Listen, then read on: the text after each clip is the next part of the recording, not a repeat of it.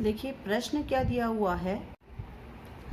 आंधी के कारण एक वृक्ष का ऊपरी भाग टूटकर क्षैतिज तल पर 60 डिग्री का कोण बनाता है। वृक्ष का शिखर क्षैतिज तल पर वृक्ष की जड़ से 10 मीटर की दूरी पर मिलता है। टूटने से पहले वृक्ष की ऊंचाई ज्ञात कीजिए। देखिए ये क्षैतिज तल है, इस पर कोई वृक्ष है।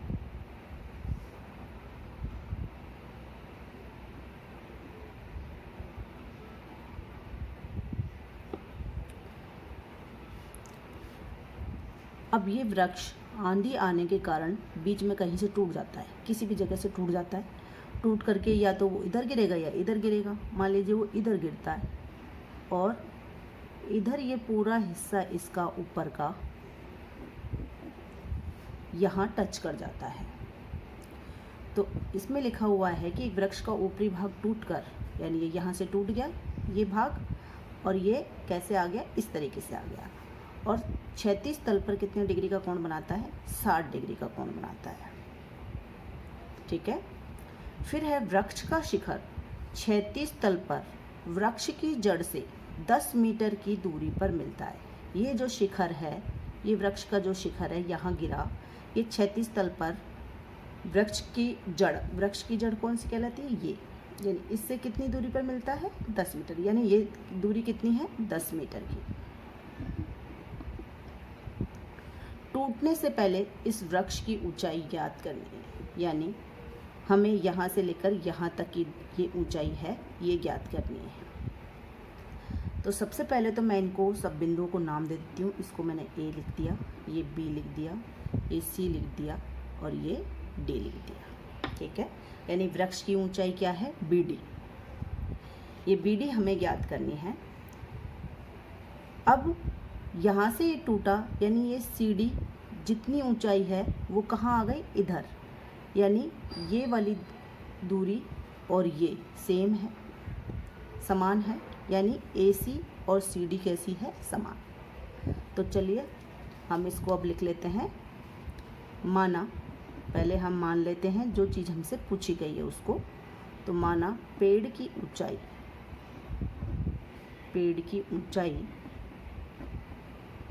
कितनी है, ये बी डी है।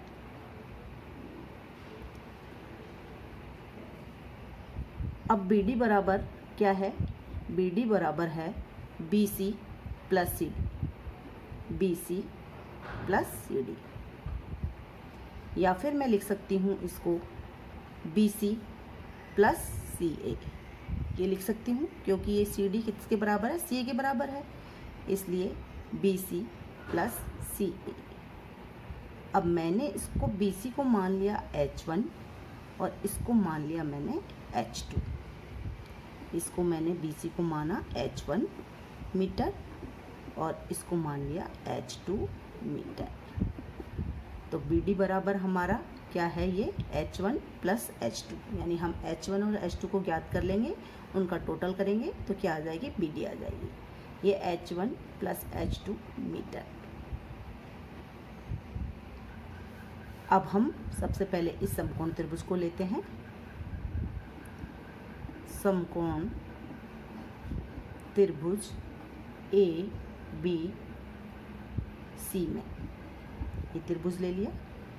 अब आप ये देखिए, यहाँ पर ये कोण हमें दिया हुआ है, इस कोण के साथ में जो हम त्रिकोणमितीय अनुपात लगाएंगे वो देखिए, ये हमें ज्ञात करना है, ये हमें दिया हुआ है। तो इन दोनों का त्रिकोणमितीय अनुपात से हम क्या लिखेंगे, ये लंब है और ये क्या है, आधार।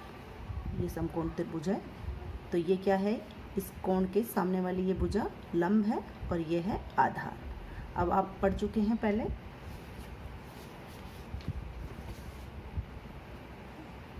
ये कौन सा रेशो होता है, कौन सा अनुपात होता है, लाल बटा कक्का से हम देख लेते हैं। तो लंब बटा आधार, ये साइन, कॉस और टैन। तो टेन जे आएगी हमारी, यानी टेन वाला फॉर्मूला लगेगा हमारा, ये लंब बटा आधार है। तो हम इन दोनों का रेशियो लेते हैं, उन भुजाओं को हम लेते हैं। तो इसमें tan 60 डिग्री, ये 60 डिग्री का कोण आ जाएगा, और ये क्या आ जाएगा H1/10। tan 60 डिग्री की वैल्यू होती है √3 बराबर H1/10। इसको हम सॉल्व कर लेंगे। H1 का गुणा 1 से किया तो H1 बराबर 10 का गुणा √3 से किया तो इतना, ये मीटर, 10√3 मीटर आ जाएगा। अब ये हमारा H1 आ गया। अब हमें क्या ज्ञात करना है, H2। तो हम दोबारा इसी त्रिभुज को लेंगे, पुनः समकोण त्रिभुज ABC में इसको हम नंबर डाल देते हैं 1 नंबर। अब यहाँ दोबारा हमने पहले किसके साथ लिया था रेशो, H1 और 10 के साथ में। अब कौन कौन सी भुजाओं को ले रहे हैं हम, इसको और इसको। तो इसके साथ में ये क्या है, आधार, और ये क्या है, कर्ण। तो इन दोनों का कौन सी भुजा आएगी हमारे, कर्ण और आधार वाली। ये देखिए, ये वाली आधार बटा कर्ण। तो ये किसके साथ आएगा, कोस के साथ में। तो यहाँ आ जाएगा cos 60 डिग्री बराबर आधार कितना है 10 और कर्ण कितना है H2। cos 60 की डिग्री वैल्यू क्या होती है, 1/2 बराबर 10/H2 वज्रगुणन से। तो H2 बराबर आ जाएगा 20 मीटर। ये हो गया हमारा 2 नंबर। अब पेड़ की कुल ऊंचाई क्या है, BD बराबर H1 + H2। तो इन दोनों से हम H1 और H2 की वैल्यू रख लेंगे। H1 की जगह हमने क्या रख लिया, 10√3, और H2 की जगह हमने क्या लिख लिया, 20। अब आगे हम इसको और सॉल्व कर लेंगे। तो 10 गुणा √3 की वैल्यू होती है 1.732, लगभग इतनी लगभग वैल्यू होती है, प्लस 20 गुणा करने पर ये आ जाएगा 10.32 प्लस 20। आगे हम टोटल करेंगे तो क्या आ जाएगा, ये 37.32 मीटर। अतः पेड़ की कुल ऊंचाई BD कितनी हो गई, 37.32 मीटर। अतः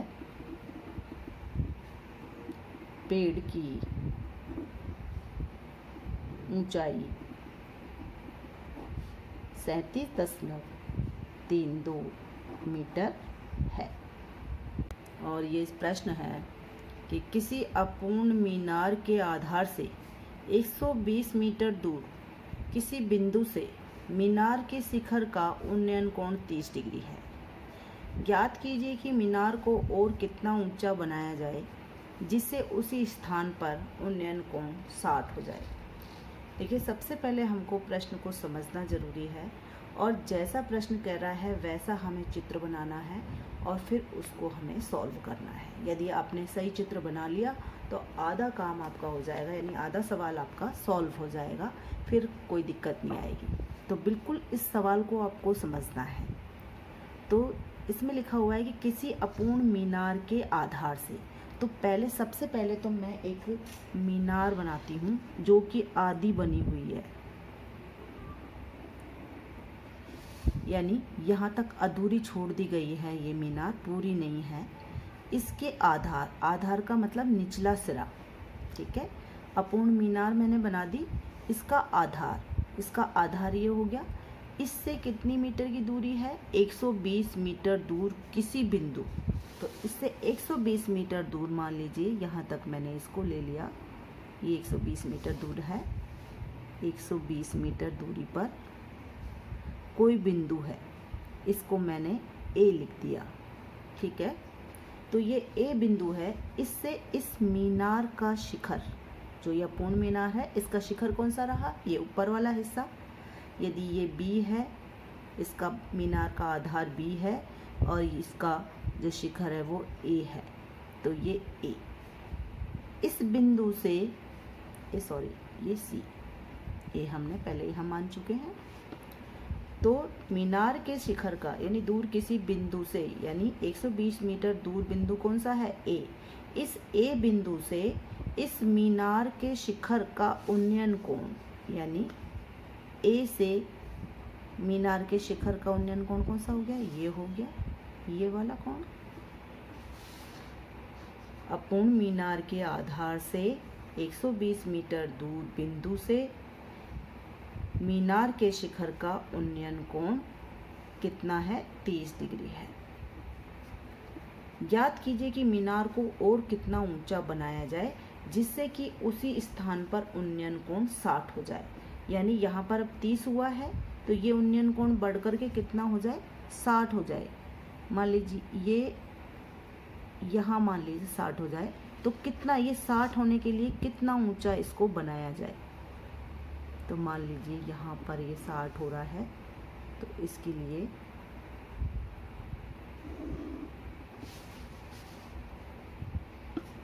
ये उन्नयन कोण उसका 60 हो जाएगा।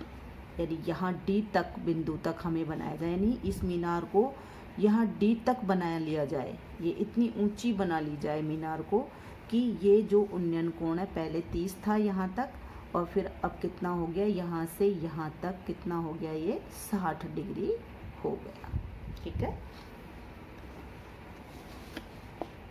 तो ये पूछा जा रहा है, अब हमसे पूछा क्या जाए, कितना ऊंचा बनाया जाए, यानी यहाँ से यहाँ तक की ऊंचाई पूछी गई। यानी हमसे कौन सी ऊंचाई पूछी गई, सी डी। किसका मान पूछा गया, सी डी का मान पूछा गया है। तो मान लीजिए मैं मान लेती हूँ ये वाली जो ऊंचाई है ये है H1 और सी डी कितनी है, H2 है, ठीक है। इसका मतलब हमें किसका मान ज्ञात करना है, H2 का। ये मीटर में मैं मान लिया, ये क्योंकि यहाँ मीटर में है ऑलरेडी, तो ये इसको भी मैंने मीटर में मान लिया। अब इसको हम सॉल्व कर लेते हैं। तो हम लिख लेते हैं कि माना, सबसे पहले माना अपूर्ण मीनार, पहले जब वो पूरी बनी हुई नहीं है, अपूर्ण मीनार है, उसकी ऊंचाई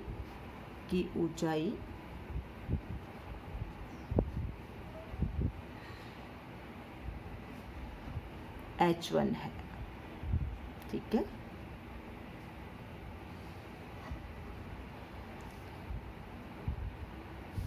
यहाँ हम लिख सकते हैं BC बराबर H1 मीटर है और CD बराबर H2 मीटर।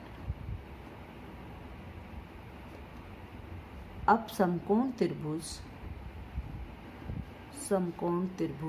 अब पहली बार हम कौन सा त्रिभुज लेंगे, ये 30 के कोण वाला, यानी ABC त्रिभुज ले रहे हैं हम, त्रिभुज ABC में। तो यहाँ देखिए लंब और आधार, ये हमें ज्ञात करना है और ये हमें दिया हुआ है। तो इन दोनों के बीच की ज्या कौन सी होगी, लंब बटा आधार, यानी tan ज्या आएगी। तो tan कोण हमारे कितने डिग्री का है, 30 डिग्री का, बराबर लंब बटा आधार यानी H1 अपॉन 120। tan 30 की वैल्यू होती है 1/√3 इक्वल टू H1 अपॉन 120। वज्र गुणन करेंगे हम तो √3 H1 इक्वल टू 120, यानी H1 इक्वल टू 120 बटा √3। अब इसको हम, इसका परिमेयकरण हम कर लेते हैं, तो क्या हो जाएगा, 120 बटा √3 इंटू √3 से नीचे गुणा इंटू √3 से ऊपर गुणा। तो ये हो जाएगा हमारा, ये 3 आ जाएगा, 120 बटा 3 √3, 3 चौक 12 यानी 40 बार कट गया, यानी 40 √3 मीटर, क्या आ जाएगी हमारी H1 क्या आ जाएगी, H1 आ गई हमारी 40√3 मीटर। अब हमें ज्ञात क्या करनी है, H2 ज्ञात करनी है। अब देखिए हम दूसरा एक त्रिभुज ये वाला लेंगे, समकोण त्रिभुज, कौन सा वाला, ABD, क्योंकि हम H2 के लिए सीधा ये वाला तो ले नहीं सकते क्योंकि ये तो यहाँ तक की ऊंचाई है। तो हम इस पूरे त्रिभुज, समकोण त्रिभुज को ही हम लेंगे, तो ABD लेंगे। अब पुनः समकोण त्रिभुज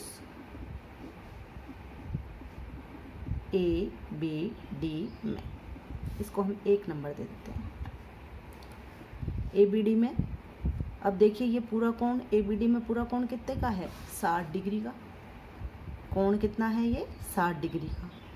अब इसके साथ में ऊंचाई कितनी है, इस त्रिभुज की ऊंचाई कितनी है, H1 + H2, और आधार कितना है, 120। यानी लंब हमें ज्ञात करना है पूरा, और आधार हमें दिया हुआ है। इन दोनों के बीच में जो अनुपात है वो कौन सी जाल आगे लगेगी, tan जाल। tan वाला सूत्र हमारा लगेगा। तो tan 60 डिग्री बराबर ये BD, यानी लंब कितना है, BD बटा BAB। हम लिख सकते हैं BD बटा BA, यानी BD कितना है, H1 + H2, और BA कितना है, 120। तो यहाँ पर देखिए tan 60 की वैल्यू क्या होती है, √3।